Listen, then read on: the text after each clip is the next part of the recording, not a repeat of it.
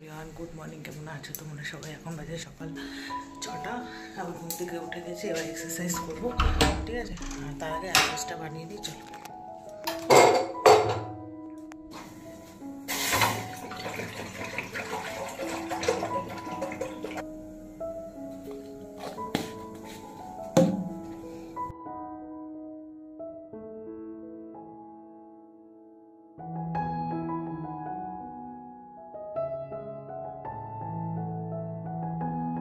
Exercise করবো, ready হয়ে আসি, তারপরে দেখা হচ্ছে। হয়ে গেছি, আমার অ্যাড্রেস।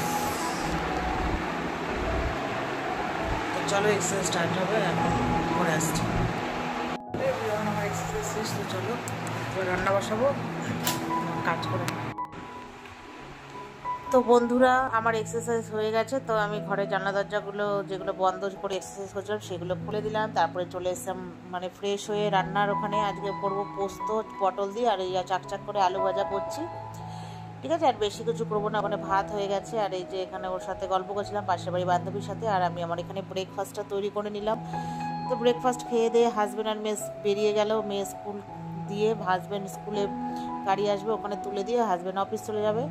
তারপরে আমি আর বসিনি, গ্যাসটা সব পরিষ্কার করে একদম বাসন সব ধুয়ে রান্নাঘরে কাজ কমপ্লিট করে চলে এসেছি ঘরে। এসে রোজের যে কাজ থাকে সব কিছু পরিষ্কার করা।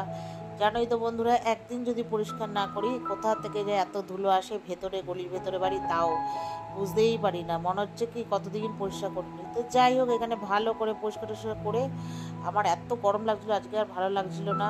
তো তাড়াহুড়ো করে কাজ করছিলাম, আর মাথায় শ্যাম্পু করবো ওই জন্য। তো যাই হোক, সব পরিষ্কার টরিষ্কার করে ঝাড় ঠাড় ভালো করে দিলে। আর আমার ঘরে তো সব